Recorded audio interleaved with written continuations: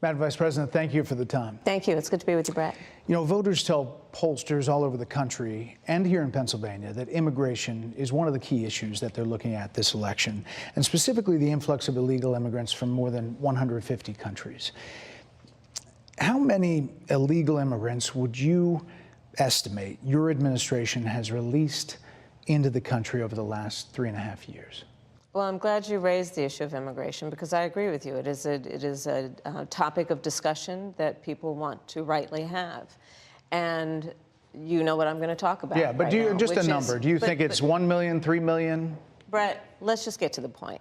Okay, the point is that we have a broken immigration system that needs to be repaired. So your Homeland Security Secretary said that 85% of apprehensions. I'm not finished. We have an immigration system. It's a rough estimate of 6 million people have been released into the country. And let me just finish. I'll get to the question, I promise you. I was beginning to answer. And when you came into office, your administration immediately reversed a number of Trump border policies. Most significantly, the policy that required illegal immigrants to be detained through deportation, either in the U.S. or in Mexico. And you switched that policy. They were released from custody awaiting trial. So instead, included in those were a large number of single men, adult men, who went on to commit heinous crimes. So looking back, do you regret the decision to terminate Remain in Mexico at the beginning of your administration? At the beginning of our administration, within practically hours of taking the oath, the first bill that we offered Congress, before we worked on infrastructure, before the Inflation Reduction Act, before the CHIPS and Science Act, before the bipartisan Safer Communities Act, the first bill, practically within hours of taking the oath, was a bill to fix our immigration system. Yes, ma'am. It was called the U.S. Citizenship Act of 2021. Exactly. It was essentially a pathway to citizenship for the elite. Yes, ma'am. May I finish responding, please? But you have to let me finish, You please. had the White House and the House and the Senate, and they didn't bring up that bill. I'm responding to the point you're raising, and I'd like to finish. Yes, ma'am. We recognized from day one that, to the point of this being your first question, it is a priority for us as a nation and for the American people. And our focus has been on fixing a problem. And from day one, then, we have done a number of things, including to address our asylum system and put more resources, getting more judges, what we needed to do to tighten up penalties and increase penalties for illegal crossings, what we needed to do to deal with points of entry between border entry points. That's the work we did, and we worked on supporting what was a bipartisan effort, including some of the most conservative members of the United States Congress, to actually strengthen the border. That border bill would have put 1,500 more border agents at the border, which is why I believe the Border Patrol agents supported the bill. It would have allowed us to stem the flow of fentanyl coming into the United States, which is a scourge affecting people of every background, every geographic location in our country, killing people.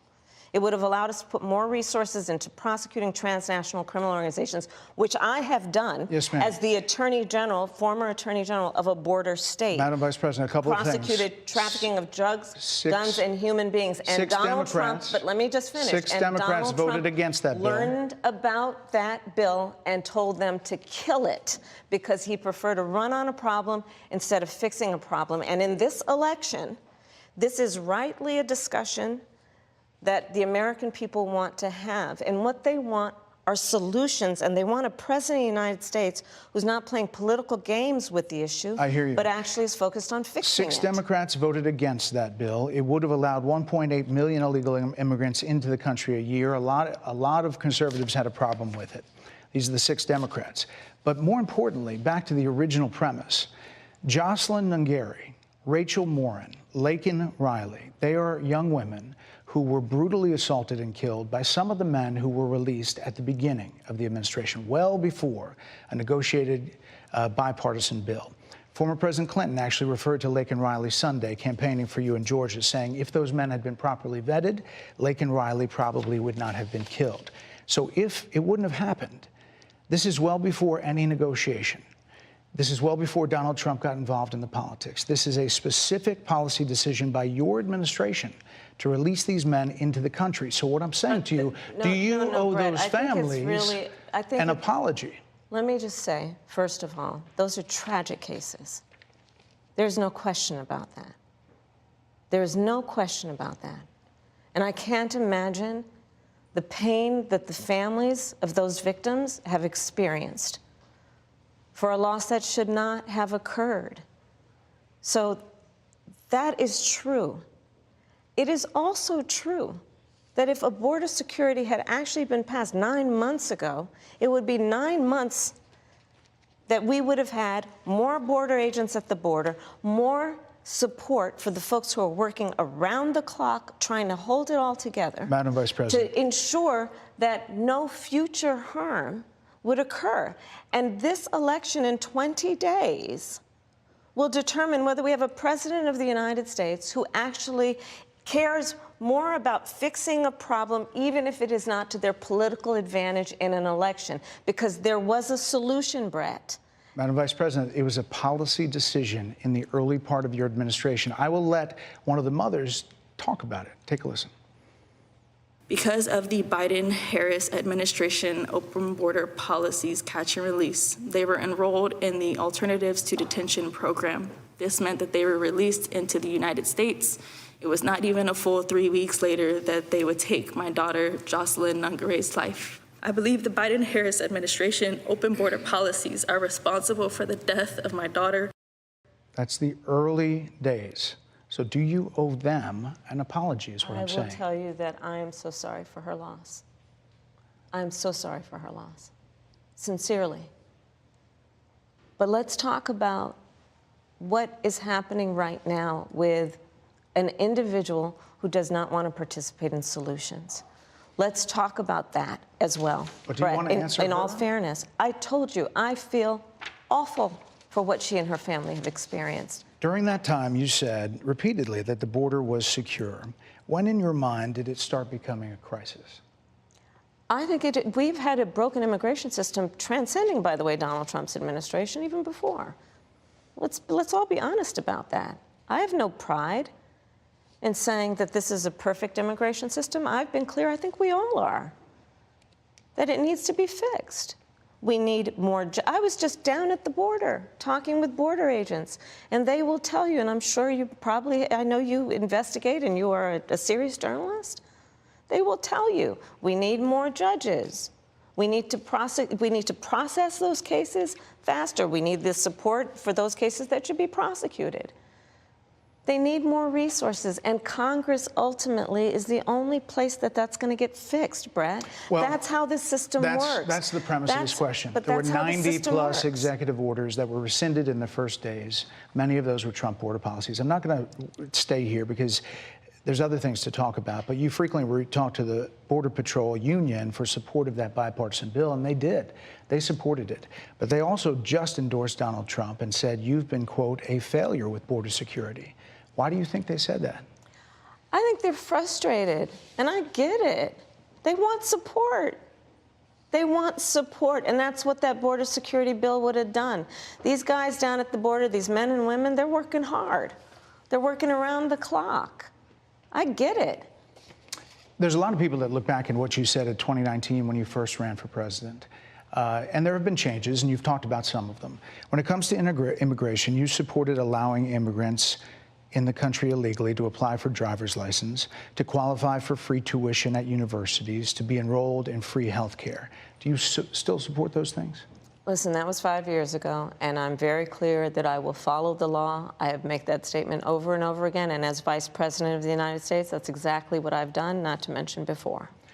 If that's the case, you chose a running mate, Tim Walz, governor of Minnesota, who signed those very things into state law. So do you support that? We are very clear, and I am very clear, as is Tim Walz, that we must support and enforce federal law, and that is exactly what we will do. So decriminalizing border crossings, like you said in 2019. I do not believe in decriminalizing border crossings, and I've not done that as vice president. I will not do that as president. So these are evolutions that you've had. No, but let's be very clear. I'm the only person who's running for president who has prosecuted transnational criminal organizations, from the Sinaloa cartel to the Guadalajara cartel to people who have trafficked in guns, drugs, and human beings. I have spent a significant part of my career going after people who present a threat to the safety of the American people and cross our border with the intent of doing us harm and cross our border illegally. And I will do that work as vice president. I take that work quite seriously. This is a time when voters, especially here in Pennsylvania, are inundated with commercials and ads. They just want it to stop because it's every commercial. But many of them add noise, but a few of them seem to break through. This particular one from the Trump campaign has gotten a lot of attention. Kamala supports taxpayer-funded sex changes for prisoners. Surgery. For prisoners. For prisoners. Every transgender inmate in the prison system would have access. So are you still in support of using taxpayer dollars to help prison inmates or detained illegal aliens to transition to another gender? I will follow the law, and it's a law that Donald Trump actually followed. You're probably familiar with, now it's a public report, that under Donald Trump's administration, these surgeries were available on a medical necessity basis to people in the federal prison system.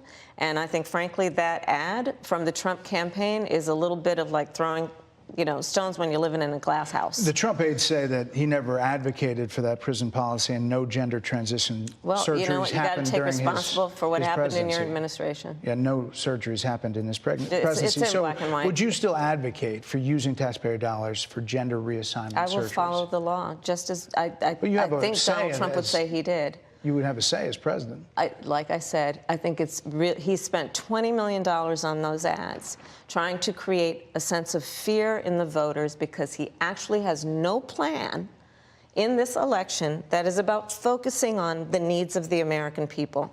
Whereas, at $20 million on that ad, on an issue that, as it relates to the biggest issues that affect the American people, it's really quite remote. And again, his policy was no different. Look at where we are, though. They say on plans for the American people, I'm offering a plan to deal with affordable housing.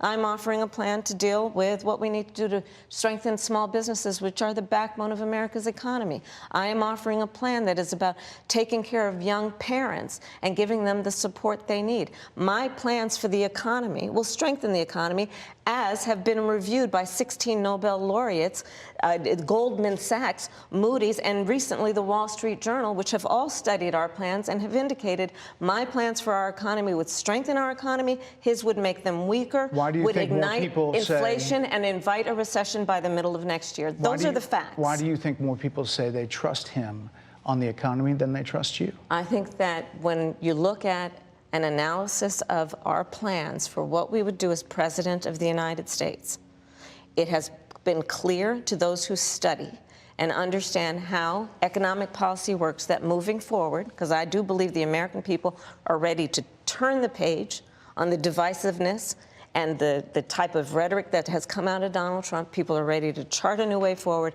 and they want a president who has a plan for the future and a plan that is sound and will strengthen our country. My plan for the economy does exactly that. His plan would be, again, to give tax cuts to billionaires and the biggest corporations in our country and blow up our deficit. It's interesting you said turn the page, Madam Vice President. You were asked on 2 different shows last week what, if anything, you would do differently than President Biden. Here's what you said. Would you have done something differently than President Biden during the past 4 years? There is not a thing that comes to mind in terms of, and I've been a part of most of the decisions that have had impact. Under a Harris administration, what would the major changes be, and what would stay the same? Sure. Well, I mean, I'm obviously not Joe Biden. I noticed. And so that would be one change in terms of, but also I think it's important to say with, 28 days to go, I'm not Donald Trump. So you're not Joe Biden, you're not Donald Trump, but nothing comes to mind that you would do differently? Let me be very clear. My presidency will not be a continuation of Joe Biden's presidency. And like every new president that comes into office, I will bring my life experiences, my professional experiences, and fresh and new ideas. I represent a new generation of leadership. I, for example, am someone who has not spent the majority of my career in Washington, D.C. I invite ideas, whether it be from the Republicans who are supporting me, who were just on stage with me minutes ago, and the business sector, and others who can contribute to the decisions that I make about, for example, my plan for increasing the supply of housing in America and bringing down the cost of housing, addressing the issue of small businesses, which is about working with the private sector to bring more capital and access to capital to our small business leaders, including my plan for a $25,000 down payment assistance for first-time home buyers and for small businesses, extending the tax deduction from $5,000 to $50,000. We've heard a lot about those plans in recent days. Your campaign slogan is a new way forward, and it's time to turn the page. You've been vice president for 3.5 years. So what are you turning the page from? Well, first of all, turning the page from the last decade in which we've been burdened with the kind of rhetoric coming from Donald Trump that has been designed and implemented to divide our country and have Americans literally point fingers at each other. Rhetoric and an approach to leadership that suggests that the strength of a leader is based on who you beat down instead of what we all know. The strength of leadership is based on who you lift up. The strength of an American president, which is one who understands that the vast majority of us have more in common than what separates us. Madam Vice President, more than 70% of people that is tell about pollsters, turning the page on rhetoric that people are frankly exhausted of, Brett. More than 70% of people tell the country is on the wrong track. They say the country is on the wrong track. If it's on the wrong track, that track follows 3.5 years of you being vice president and President Biden being president. That is what they're saying, 79% of them. Why are they saying that? If you're turning the page, you've been in office for 3.5 years. And Donald Trump has been running for office. But you've been the person holding the office. Come on. Madam Vice President. You and I both know what I'm talking about. You and I both know what I'm talking about. I actually don't. What are you talking about? What I'm talking about is that over the last decade, people have become. But listen. Over the last decade, it is clear to me, and certainly the Republicans who are on stage with me, the former chief of staff to the president, Donald Trump, former defense secretaries, national security advisor, and his vice president, one, that he is unfit to serve, that he is unstable, that he is dangerous, and that people are exhausted with someone who professes to be a leader who spends full time demeaning and engaging in personal grievances and it being about him instead of the American people. People are tired of that. If that's the case, why is half the country supporting him? Why is he beating you in a lot of swing states? Why, if he's as bad as you say, that half of this country is now supporting this person who could be the 47th president of the United States? Why is that happening? This is an election for president of the United States. It's not supposed to be easy. I know, but it's not supposed to be. It is not supposed to be a cakewalk for anyone. So are they misguided, the 50%? Listen, are they stupid? What is it? I would never say that about the American people. And in fact, if you listen to Donald Trump, if you watch any of his rallies, he's the one who tends to demean and belittle and diminish the American people. He's the one who talks about an enemy within, an enemy within, talking about the American people, suggesting he would turn the American military on the American people. We asked that question to the former president today. Harris Faulkner had a town hall, and this is how he responded. I heard about that. They were saying I was like threatening. I'm not threatening anybody. They're the ones doing the threatening. They do phony investigations. I've been investigated more than Alphonse Capone. He was the greatest gangster. No, it's true. No, but think of it. It's called weaponization of government. It's a terrible thing. So, Brett, I'm sorry, and with all due respect, that clip was not what he has been saying about the enemy within that he has repeated when he's speaking about the American people. That's not what you just showed. Well, he was asked about that specific... No, that's not what you just showed. In all fairness and respect to you, that was the question that we asked him. You didn't show that, and here's the bottom line. He has repeated it many times, and you and I both know that. And you and I both know that he has talked about turning the American military on the American people. He has talked about going after people who are engaged in peaceful protest. He has talked about locking people up because they disagree with him. This is a democracy. And in a democracy, the President of the United States, in the United States of America, should be willing to be able to handle criticism without saying he'd lock people up for doing it. And this is what is at stake, which is why you have someone like the former chairman of the Joint Chiefs of Staff saying what Mark Milley has said about Donald Trump being a threat to the United States of America. He's quoted in the Bob Woodward book that way, yes. Let me ask you this, Madam Vice President. You call Donald Trump... the significance of that. You call Donald Trump... he's misguided. You say now he's unstable. He is unstable, Brett. He's not well. You say he's mentally not stable. He's not stable. Let me ask you this. You told many interviewers that Joe Biden was on his game, that ran around circles on his staff. When did you first notice that President Biden's mental faculties appeared diminished? Joe Biden, I have watched from the Oval Office to the Situation Room. And he has the judgment and the experience to do exactly what he has done in making very important decisions on behalf of the American people. There were no concerns raised? Brett, Joe Biden is not on the ballot.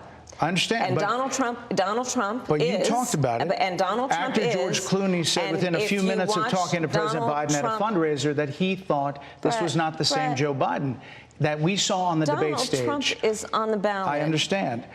You met with him at least once a week for 3.5 years. You didn't have any concerns?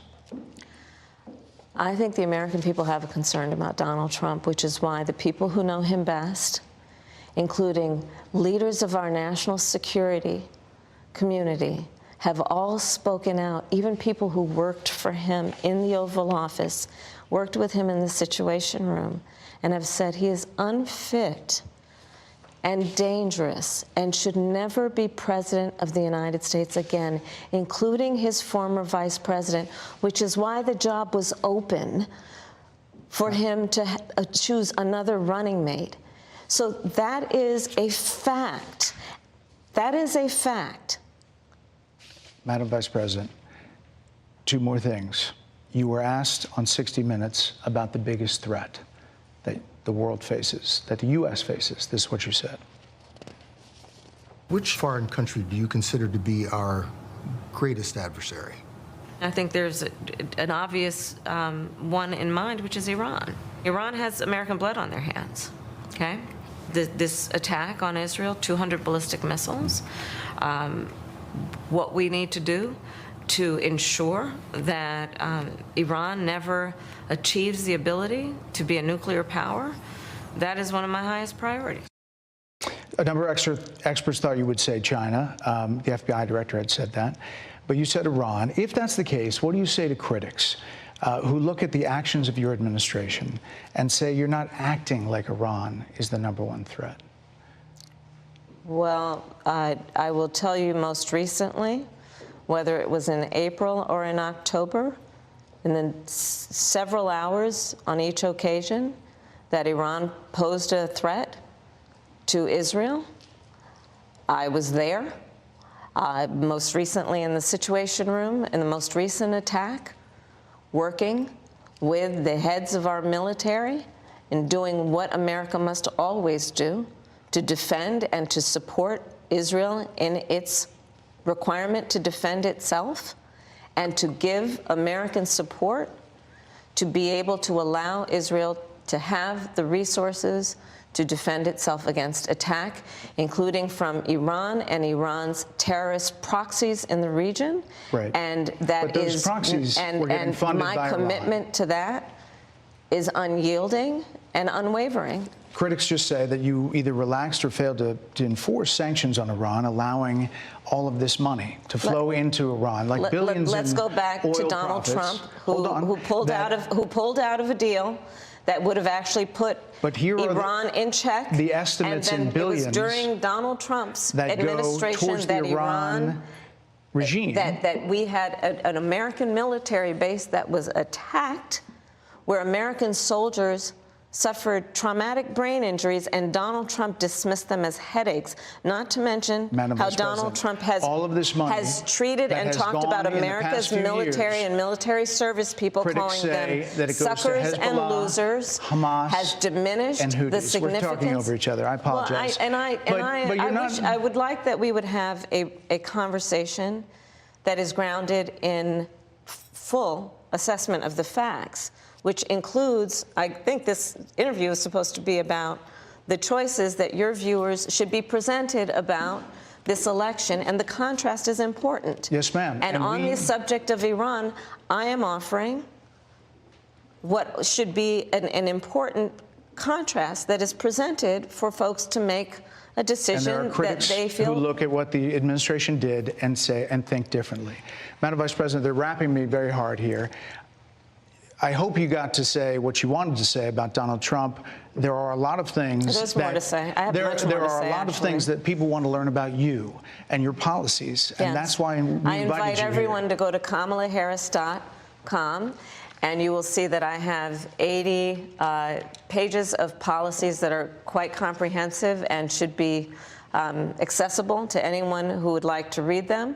And it includes what I intend to do about affordable housing, what I intend to do about small businesses, what I do and that's why we invited you here, our economy, to see where you were in 2019 and where you are now. America's military and ensure we have the most lethal and best fighting force in the world. Madam Vice President, and they're giving me a hard rap here. Well, I thank you for the time. I thank you for the time. It's good to meet you. Thank you very much. Thank you. The forgotten part. My fellow citizens, it is strong. it's my duty to report the true problems of our nation. We vigorously developed this resource to be of great benefit. Where diverse nations are drawn together in common cause. I will be eternally grateful for your support.